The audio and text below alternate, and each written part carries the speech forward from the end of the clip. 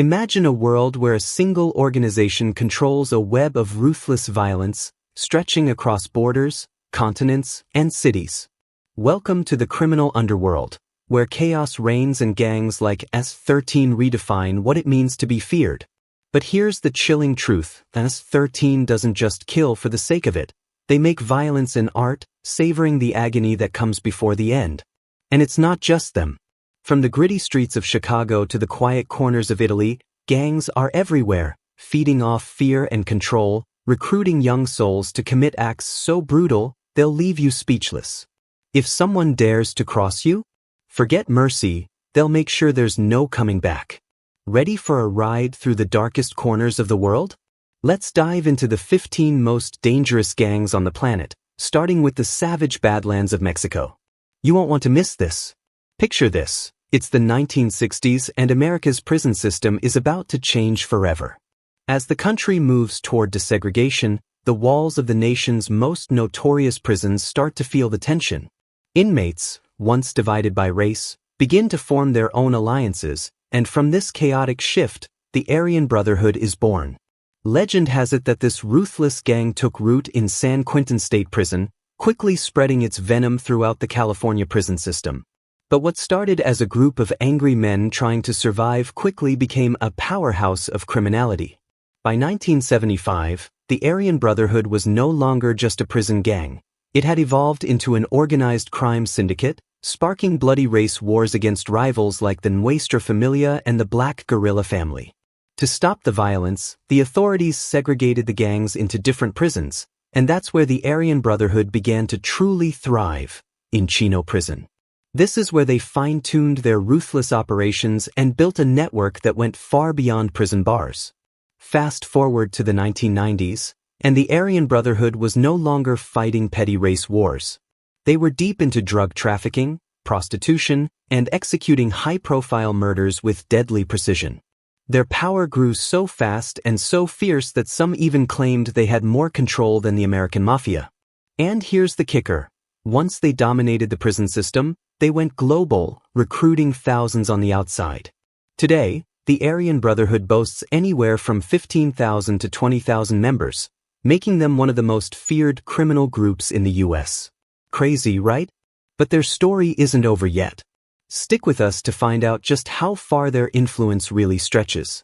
In the depths of the criminal underworld, one name strikes fear more than most: MS-13 or Mara Salvatrucha. Born in the heart of Los Angeles in the 1980s, this gang began as a simple group of immigrants seeking protection, but it didn't take long for them to turn into one of the most feared criminal empires in the world. Fast forward to today, and MS-13's grip extends far beyond the U.S. They've become a transnational criminal force with operations stretching across the Northern Triangle, Guatemala, El Salvador, and Honduras, areas so violent, they're now considered the most dangerous places on Earth that aren't at war. The gang's tentacles reach into drug trafficking, arms dealing, human trafficking, and extortion, making them a true global menace. But here's the twist. The origins of MS-13 weren't built on bloodshed. They started as a group of refugees trying to protect their own in a foreign land. They were the guardians, not the destroyers. But as time went on, their mission twisted, and they became the very monsters they once fought against. From street corners in LA to the brutal prisons of Central America, their influence is everywhere, cementing their reputation as a gang that thrives on violence and intimidation. The MS-13 is locked in a deadly feud with the 18th Street Gang, a rivalry that has claimed countless lives, leaving innocent civilians caught in the crossfire. It's a war that has no end in sight. Now, here's a chilling question. How did a group once formed for protection transform into one of the deadliest forces in modern history? Stick around, because the story of MS-13 is far from finished. And trust me, it's more twisted than you can imagine. Deep in the heart of Japan, there's a criminal empire like no other, one that blends ancient tradition with ruthless modern crime. Meet the Yakuza, a mafia-like organization with roots so deep in Japanese culture that they've become an almost mythical force. Known for their intricate tattoos and samurai-inspired rituals, the Yakuza doesn't just rule the streets, they control nearly every corner of Japan's criminal world, from blackmailing and smuggling to drug trafficking and gambling. But here's the twist. Their influence stretches far beyond the shadows of Tokyo. They've infiltrated legal businesses too, owning restaurants, talent agencies, trucking companies, and even major factories. It's a perfect mix of crime and commerce. The Yakuza's power is so extensive that it's almost impossible to imagine a corner of Japan where they don't have a hand in something. Now, you might be wondering, where did this mafia-like organization come from? Well, it's not just a product of modern crime. The Yakuza's origins can be traced back centuries, possibly to Ronin, masterless samurai who became bandits in the early 17th century, or to the noble warriors who defended the people against them. Fast forward to the 1960s, and the Yakuza were a massive force with over 180,000 members. Today, their numbers have dwindled, but they're still a dominant force with tens of thousands of associates spread across the globe. Here's the kicker. Despite their illegal activities, the Yakuza have a bizarre reputation for performing charitable acts. In 1995, they donated supplies to victims of the Kobe earthquake, and in 2011, they were among the first to provide aid after the Japan tsunami. But don't let that fool you. These guys are still ruthless. Over time, they've shifted from violent street gangs to corporate masterminds, quietly running criminal enterprises with a slick, business-like efficiency. Even with the government cracking down, the Yakuza's roots run too deep to be uprooted. They've become a necessary evil, thriving alongside society like a silent virus. The Yakuza may not be the bloodiest gang out there, but make no mistake, they're just as deadly.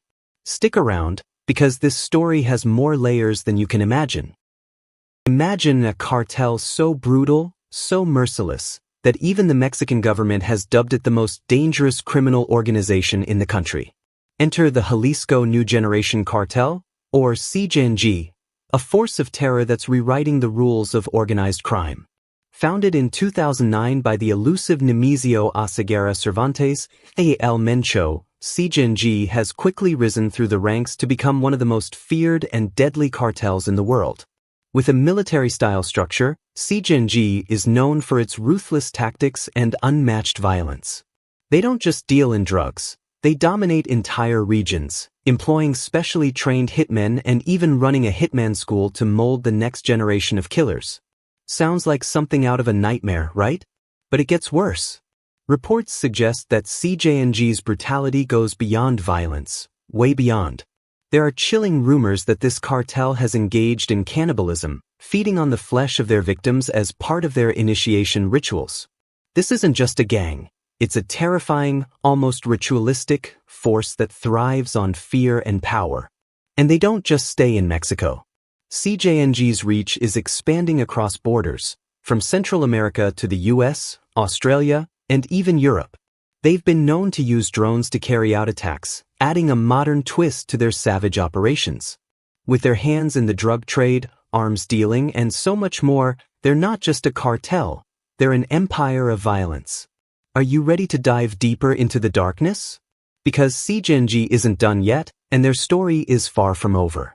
Stick around because this rabbit hole goes even deeper.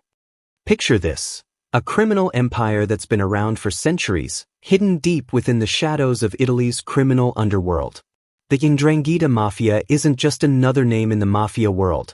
It's one of Italy's oldest and most formidable criminal organizations, with roots stretching back to the 18th century. Born from the heat of the persecution of the Sicilian Mafia, Cosa Nostra, the 'Ndrangheta has thrived, not just surviving the test of time but expanding into a wide array of criminal ventures. From money laundering to human trafficking, extortion, and even rigging public contracts, this group is deeply embedded in Italy's economy and beyond. Their reach is so extensive that even high-profile figures, like former Italian lawmaker Gianluca Patelli, have been caught in their web. In 2023, Patelli was sentenced to 11 years for acting as a fixer for the organization. Talk about an unexpected connection. And according to Interpol's Secretary General Jürgen Stock, the 'Ndrangheta is not just a problem for Italy, it's one of the most dangerous criminal organizations in the world. So much so that in 2021, Interpol set up a dedicated task force to target their operations. But what's truly chilling? The sheer scale of their wealth.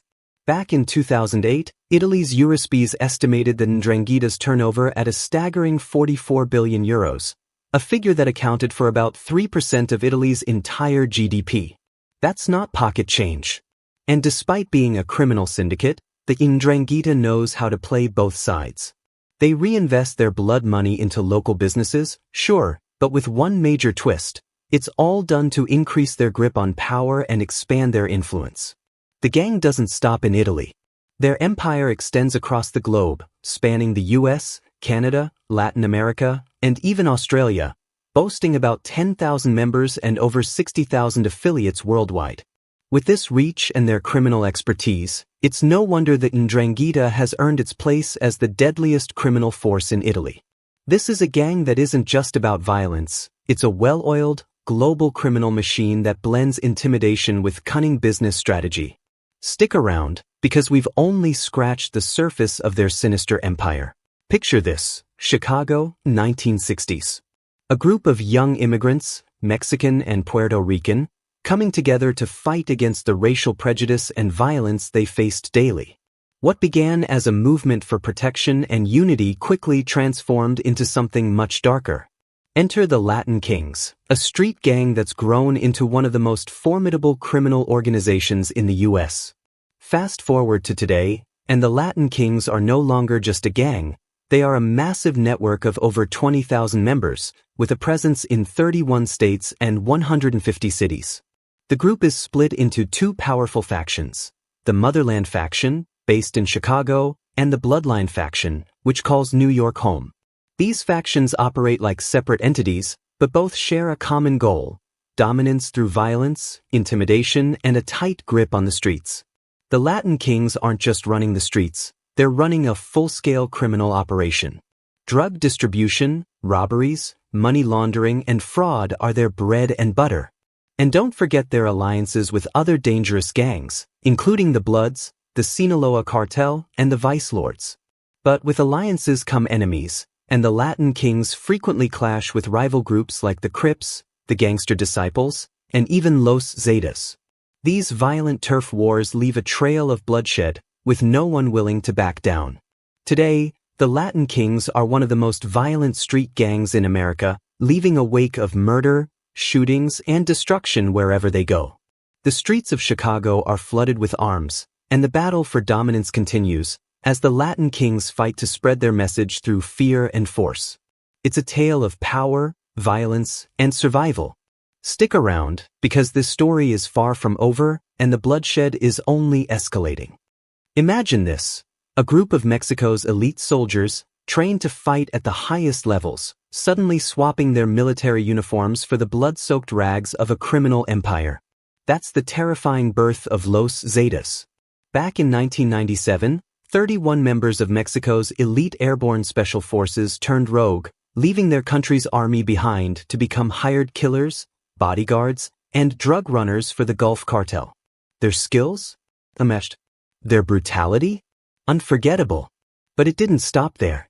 Led by the ruthless Z1, Arturo Guzman de Quena, the Zetas quickly carved their name into the darkest corners of the underworld. However, it wasn't long before the military took down de Quena in a bloody clash in 2002, but the legend of Los Zetas lived on. Enter Heriberto Lazcano, or Z3, a mastermind who took the Zetas from cartel foot soldiers to a power in their own right. Under his rule, they broke free from the Gulf Cartel and became an empire all their own. Today, Los Zetas aren't just a Mexican cartel, they're a global menace, with tentacles reaching from Central America to Colombia, even making connections in Europe, the US, and West Africa. Their operations? Drugs, arms, human trafficking, you name it. But it's not just about making money, it's about making a statement. Los Zetas use their military precision to control territories with brutal force, and they're not afraid to leave a trail of carnage behind them. Just look at the 72 migrants they massacred in 2010. And let's not forget, they don't play by anyone's rules. This is a cartel that runs on fear, control, and power. Think you've seen the worst? Wait till you hear what comes next, because Los Zetas aren't done yet. Stick around, and I'll show you how deep their reach really goes. Deep in the heart of Chicago's underground, there's a name that strikes fear: Vice Lords Nation. Born in 1957 within the confines of the St. Charles Juvenile Correctional Facility, a group of African-American youths from the North Lawndale neighborhood came together, led by the charismatic Edwin "Pep" Perry. What started behind bars quickly spilled into the streets, as the Vice Lords rose to power with a violent vengeance. By 1964, just 7 years after their formation, the Vice Lords had become a massive problem for law enforcement. Armed robberies, car thefts, assaults, shootings, and even murders were their calling cards. They weren't just a gang, they were a force to be reckoned with. But like any empire built on violence, they knew they had to adapt. So, they rebranded themselves as the Conservative Vice Lords, trying to shed their brutal image and gain some legitimacy. But here's the kicker: even when they tried to clean up their act, their violent roots never left them. In 1970, they managed to secure a $275,000 grant from the Rockefeller Foundation, but instead of using it for good, they funneled it straight into their criminal enterprises. It was the beginning of their shift from street violence to more sophisticated crimes. Today, the Vice Lords Nation has evolved into a criminal powerhouse, diving into everything from mortgage fraud to credit card scams and money laundering. Now, with an estimated 30,000 to 35,000 members spread across 74 cities and 28 states, the Vice Lords have expanded their reach beyond just Chicago. They've become a masterclass in criminal enterprise, blending old-school violence with new-school sophistication. And while they've shifted away from the streets, don't be fooled, their history of brutality is still very much alive. The Vice Lords are a reminder that behind every empire lies a dark past, and the deeper you dig, the more sinister it gets. Stick around, because this story is far from finished. In 1948, a group of rebellious bikers in California decided to carve out their own place in the world of crime, and thus, the Hells Angels were born.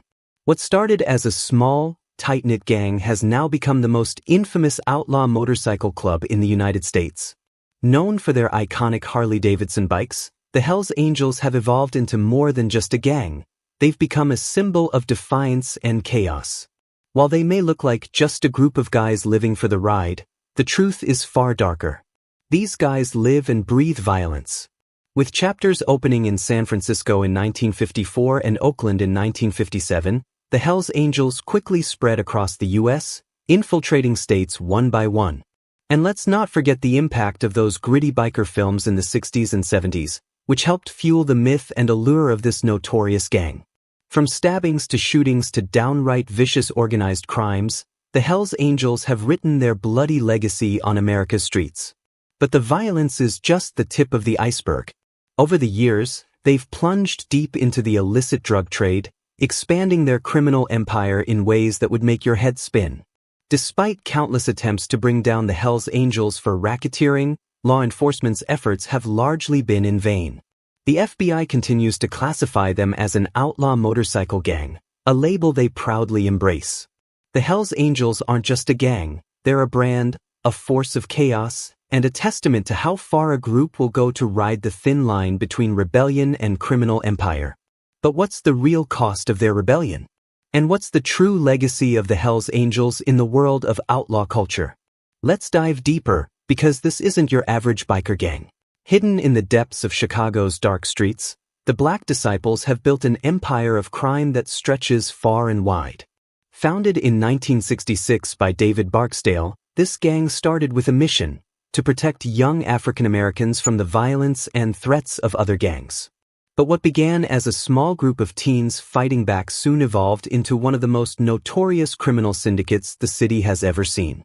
Fast forward to today, and the Black Disciples control over 300 sets, with each group boasting anywhere from 30 to 40 members. From arms trafficking to burglary, kidnapping, money laundering, illegal gambling, and racketeering, this gang has its fingers in every shady pie. But it doesn't stop there. The Black Disciples have cemented their place in the Chicago hip-hop scene, with names like Chief Keef, King Von, and Lil Durk proudly carrying their legacy into the spotlight. What started as a desperate need for protection transformed into an unstoppable force of chaos. The gang's violent history is painted in blood, with an appetite for destruction that shows no signs of slowing down. Their reach and influence only seem to grow, even as law enforcement attempts to take them down. The Black Disciples are not just a gang, they're a movement, a symbol of the harsh realities of life in the streets of Chicago. And as the body count rises, the city remains in the grip of one of its deadliest criminal organizations. So, what's next for the Black Disciples? And what does their future hold in the ongoing battle between law and lawlessness? Thanks for tuning in. Catch you in the next one.